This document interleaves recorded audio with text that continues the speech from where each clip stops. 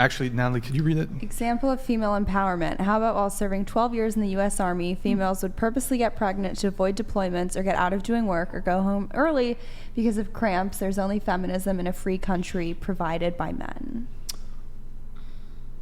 Joker, Deuce Ace, thank you, man. Appreciate your super chat. Actually, let me kind of piggyback off this a little bit. Question, so what do you think about demands for equal pay in physically demanding jobs, such as firefighter, police officer, laborer, soldier? Like, do you think, for example, women in the military, firefighters, police officers, laborers, let's remove laborers. Do you think that there should be equal pay in those circumstances? Didn't she say there's equal pay? Well, there is. Yeah. Do you think there should be, though? I'm saying yeah. Okay. Yes. So, for example, the physical requirements, though, to become a firefighter or police officer, soldier, there's like physical tests. There's not just one standard. There's the male standard and the female standard. And the physical requirements that women need to achieve are far lower than for their male counterparts. Given that these are physically laborious jobs, it sounds like to me equal pay for unequal work. Because if there's a bigger physical burden on men in these jobs, wouldn't it stand to reason that they ought to be paid more? Well, I think everybody could put the same amount of work in technically, and if men are... sorry, go ahead. I don't know, maybe I'm misunderstanding, and I think I'm going to go off on a different tangent. Well, okay, That's let's all say... I have to say for right now. I think some of the hardest jobs are military, firefighters, laborers, police officers, and there's a reason why it's predominantly men, and there's a reason why they get paid royally for it. Exactly. It's because the majority of women could not do it. Okay, let's say, for example, it's just if we acknowledge that these jobs are physically demanding and might require you to, for example, restrain a criminal or rescue somebody from a burning building, if you're incapable of performing that duty, but for the sake of like wokeness and putting people in these positions where people's lives potentially need to be saved,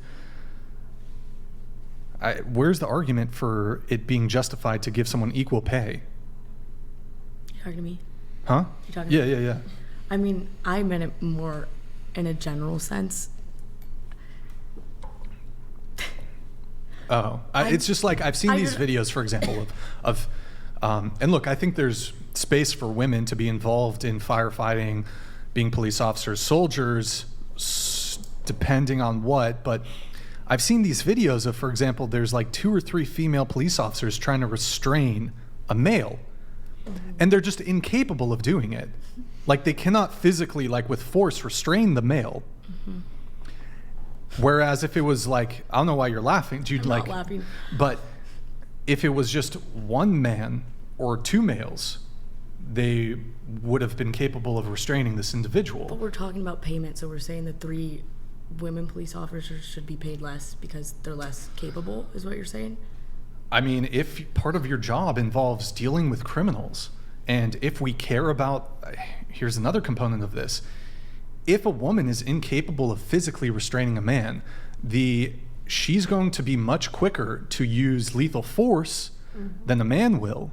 So there's some considerations there, because if she can't physically restrain him, okay, she's going to have to go through there's a specific terminology for it. She's going to have to go through like the escalation of, there's a specific term. It's de-escalation. Killer of Serial donated $100. Spatio-temporal events in M versus F sports, movement speed, thrust power, throwing distances ect. This is why women paid less ticket sales.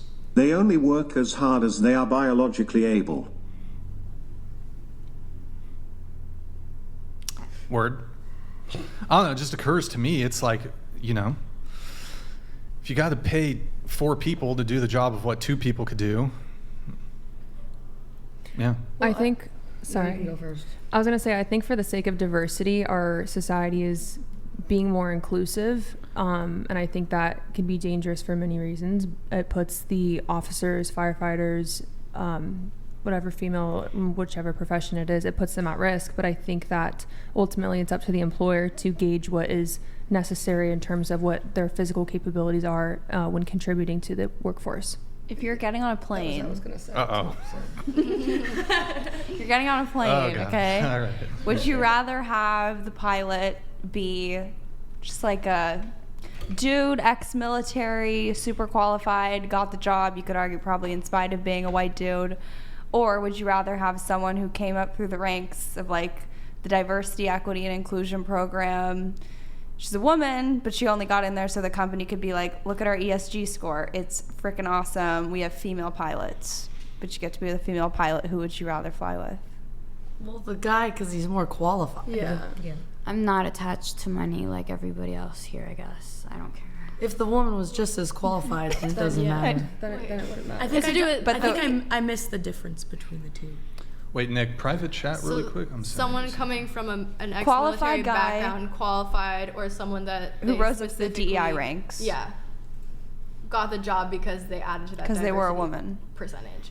Which, like, I think if they have the Did you get private chat, qualification, Nick? regardless. I mean, and commercial. I mean, commercial is pretty like standard. I mean, things. I mean, happen. look at But the flights I lately. know. I'm just saying, the company that was running the bridge in Maryland had It's a pretty a strong good DEI argument. program. It's a good argument. I think I think if they got the qualifications either way, though, I mean, yeah, obviously, I think everyone would go with like ex-military. You were doing this for 30 years, like you know what you're doing. But so. You guys, so you said that, right? You said you'd rather go with a qualified guy. So shouldn't people like that be paid more then, in the sense that it's what customers prefer? You'd rather go with people who have more experience, as opposed to just some figurehead diversity. Oh, it's a woman. Because when push comes to shove, Well, if like she had the training and like qualifications for it, then yeah, she should be paid equally as that person. But if not, then yeah, no. yeah, but the whole purpose of all these like affirmative action and DEI style hiring programs is that you're lowering the standards to invite people in who don't have the same qualifications. We're going to shift gears here a little bit.